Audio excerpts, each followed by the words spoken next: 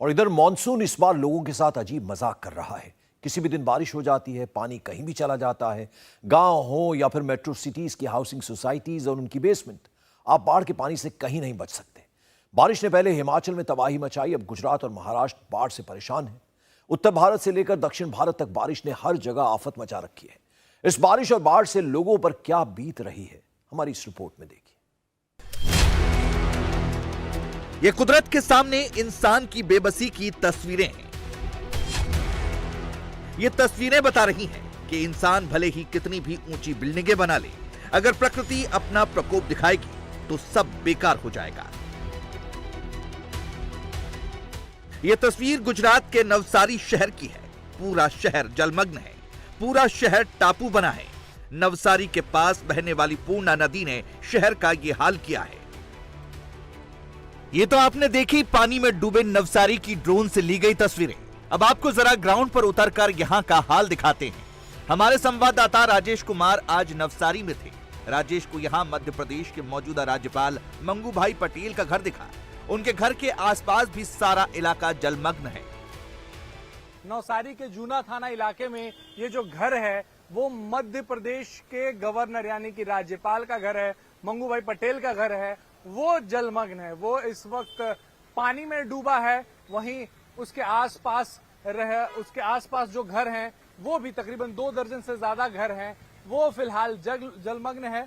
और इन घरों में रहने वाले लोग जो हैं या तो घर के अंदर बंद हैं या फिर वो घर छोड़कर चले गए हैं ताकि पानी जब कम हो तब वो वापस आए। फिलहाल पूरा इलाका जो है आपको इस वक्त जलमग्न दिखेगा। राहत की बात सिर्फ ये है कि फिलहाल बरसात बंद है। नवसारी में गुजरात के जो दूसरे इलाके हैं वहां भी फिलहाल बरसात बंद है, इसलिए पानी उतर रहा है, लेकिन ये पानी उतरने में वक्त लगेगा। सबसे डराने वाली बात यह है कि बारिश और बाढ़ से तबाही का मंजर गुजरात से ही नहीं बल्कि देश के ज्यादातर राज्यों में दिख रहा है। उत्तर भारत में जम्मू कश्मीर से लैंडस्लाइड की तस्वीरें आई हैं। वहीं दक्षिण भारत में तेलंगाना का भी बड़ा इलाका बाढ़ की चपेट में है। उत्तराखंड में घर गिर रहे हैं तो महाराष्ट्र में कहीं इंसान बह रहे हैं, कहीं घरों में पानी घुस गया है। लेकिन बाढ़ की सबसे हाहाकारी तस्वीरें महाराष्ट्र से आ रही हैं। महाराष्ट्र में मुंबई समेत राज्य के करीब 2 दर्जन जिले बारिश और बाढ़ की मार झेल रहे हैं। सबसे पहले आपको महाराष्ट्र के सांगली से आया एक वीडियो दिखाते हैं। सांगली में बजरंग खामकर नाम का ये शख्स कल रात वरुणा नदी में गिर गए। खुद को बचाने की कोशिश करते हुए वो किसी तरह इस पेड़ पर चढ़ गए। रात भर तो उनके बारे में कुछ पता नहीं चला। सुबह कुछ लोगों ने उन्हें पेड़ पर फंसे देखा।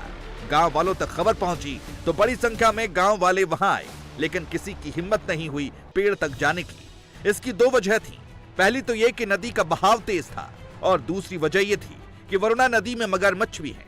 ऐसे में ये लोग किनारे खड़े होकर ही बजरंग खामकर का मनोबल बढ़ाते रहे। बजरंग को बचाने का रेस्क्यू ऑपरेशन शुरू होने वाला है, लेकिन इसके पहले ही उसको जानने वाले, उसके पहचान वाले तमाम लोग यहाँ पर पहुंचे हैं, जो हाथ दिखाकर बजरंग को उम्मीद बनाए रखने की अपील कर रहे हैं। ये तमाम आसपास के गांव वाले जो है वो भी यहाँ पर इकट्ठा हो गए हैं। सुबह से ही यहाँ पर रेस्क्यू टीम का इंतजार किया जा रहा था, क्योंकि लगातार जो बजरंग वहाँ पर पेड़ पर फंसा हुआ है वो मदद के लिए लगातार आवाज दे रहा था। और अब जाकर रेस्क्यू टीम जब यहाँ पर पहुंची है तब जो है उम्मीद बनी है कि सही सलामत जो है जिंदा बजरंग को बचा लिया जाएगा। और उसी आस के साथ यहाँ पर जो है ये गांव वाले इकट्ठा हुए हैं। इसी बीच किसी ने जिला प्रशासन को खबर दी, तब जाकर बचाव दल को वहां भेजा गया। रेस्क्यू टीम अपने साथ बोट, लाइफ जैकेट सब लेकर आई थी, लेकिन वरुणा नदी के बहाव की वजह से उनके लिए भी उस पेड़ तक पहुंचना मुश्किल हो रहा था जहां बजरंग फंसे थे। पानी का बहाव इतना तेज है कि ये जो बोट है वो यहाँ से शुरू हुई, लेकिन धारा अपने साथ इस बोट को भी बहा कर लेकर जा रही है। अब ऐसे में आगे जाकर इस बोट को टर्न करना होगा ताकि वो उस पेड़ तक पहुंच सके। देखिए पानी का बहाव कितना तेज है। बोट को जाना है दाहिनी तरफ, लेकिन बहाव की वजह से बोट जो है, तेज बहाव की वजह से बोट जो है दूसरी तरफ बहकर जा रही है। अब इस बोट को मोड़ा जाएगा और जो बचाव दल के कर्मचारी है वो कोशिश करेंगे कि वो उस पेड़ तक पहुंच सके। और दूर उस पेड़ पर खड़ा सफेद रंग का शर्ट पहने बजरंग खामकर वो उम्मीद लगा रहे कि जल्द से जल्द ये जो टीम है वो उस पेड़ तक पहुंचे जहां पर वो फंसे हुए हैं।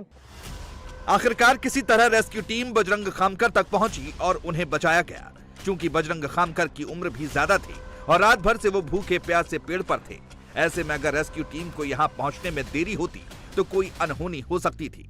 पानी के साथ वो बह के आए और पेड़ पर चढ़ के बैठे थे। अच्छा, तो जब आप उनके पास पहुंचे तब उनकी स्थिति क्या थी, क्या बात करने की कंडीशन में थे, क्योंकि काफी वीक नजर आ रहे थे? हाँ, थोड़ा रात भर कुछ खाया नहीं पिया नहीं, इसलिए तो वो थोड़ा वीक लग रहे थे, लेकिन बोलने चलने में आसान थे। कितना मुश्किल ऑपरेशन था, क्योंकि पानी का बहाव काफी तेज था, हम आपकी बोट भी देख रहे थे, बोट भी बह के आगे जा रही थी। पानी का बहाव बहुत है और यहाँ पे क्रोकोडाइल मगर वगैरह ज़्यादा है, इसलिए थोड़ा सा रेस्क्यू करने में थोड़ी दिक्कत आती है बाढ़ की पानी की वजह से।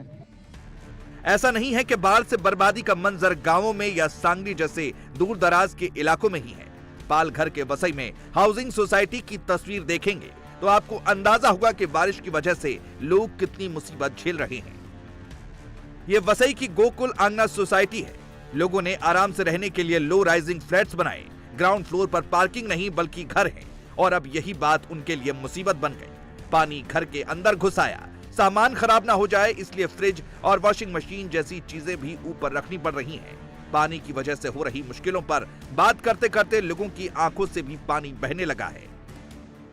पालघर में लगातार हो रही मूसलाधार बारिश की वजह से लोगों के घरों में अब पानी भरना शुरू हो गया है और हम ऐसे ही गोकुल आंगन के बी विंग के सोसाइटी के अंदर घुस चुके हैं। घर का सारा सामान इस समय ऊंचाई पे रखना पड़ा है क्योंकि पानी किचन के अलावा पूरे घर में भर चुका है और लगातार बारिश होने की वजह से इसका लेवल बढ़ता भी जा रहा है क्योंकि सोसाइटी में से पानी निकलने का कोई भी रास्ता यहां पर बनाया नहीं गया है, ना ही कोई ड्रेनेज प्रॉपर सिस्टम है और जो पंप लगे हुए हैं वो भी बंद है। आप तस्वीरों में देखिए कि जो फ्रिज है और वॉशिंग मशीन है वहां पर पानी चूंकि नीचे आ चुका है, इस वजह से उसे किचन के शेल्फ के ऊपर रखा गया है। रास्ता ही नहीं ना, पानी नहीं निकलता ना, सबसे पानी जाएगा तो हमारे लास्ट में हमारा सोसाइटी का पानी जाता है, तभी तक हमारा सोसाइटी में पानी रहता ही। ओके। और ग्राउंड फ्लोर लगभग आपका जो हाल है बाकी सारे टावर्स में जो लोग भी रह रहे हैं? हाँ, उनका भी सबका ही, हमारा ने सब जो नीचे वाले हैं उनका सबका हाल वही है। किधर गया कोई किधर, कोई ऊपर रह रहे टेरिस पे। हाँ, तो जिसको जिधर जगह मिल रही है उधर जा रहे हैं ना, बिचार जान बजा के ऐसा सामान छोड़ के। महाराष्ट्र में लगातार हो रही बारिश लोगों के लिए आफत तो बनी है, लेकिन साथ ही इसने लोगों को राहत भी दी है, खासकर मुंबई के लोगों को। दरअसल इस बार मुंबई और इसके आसपास के इलाकों में इतनी बारिश हो गई कि मुंबई में पीने के पानी की टेंशन खत्म हो गई। मुंबई वालों को इस साल पानी की कमी के संकट का सामना नहीं करना पड़ेगा। दरअसल मुंबई को पीने के पानी की सप्लाई 7 तालाबों से की जाती है। इनमें से चौथा तालाब यानी मोदक सागर भी अब ओवरफ्लो हो चुका है। इससे पहले तुलसी तालाब, विहार तालाब और तानसा तालाब भी ओवरफ्लो हो चुके हैं। यानी जिन तालाबों से मुंबई में पानी की सप्लाई होती है उनमें से 60% से ज्यादा रिजर्वायर पूरी तरह भर चुके हैं। मुंबई को साल भर पानी सप्लाई के लिए 14 लाख MLD पानी का स्टोरेज चाहिए। अभी तक करीब 9 लाख MLD पानी जमा हो चुका है। मुंबई में पीने के पानी की ही नहीं बल्कि इंडस्ट्रियल वाटर सप्लाई करने वाली पवई लेक भी पूरी तरह लबालब हो चुकी है। यहाँ से पानी ओवरफ्लो हो रहा है। मैं फिलहाल पवई में स्थित पवई लेक के पास खड़ा हूँ और आप देख सकते हैं कि ये लेक पूरी तरह से भर गया है और ओवरफ्लो होने लगा है। आपको बता दें कि 600 हेक्टेयर में फैला ये लेक सन 1891 में ब्रिटिश टाइम में बनाया गया था और अब इस पानी का इस्तेमाल आसपास के इंडस्ट्रीज में किया जाता है और इस पानी का इस्तेमाल नॉन डोमेस्टिक चीज़ों के लिए इस्तेमाल किया जाता है। इंडिया टीवी हर वक्त हर जगह डाउनलोड करने के लिए सर्च करें India TV news Google play store या ऐप स्टोर पर।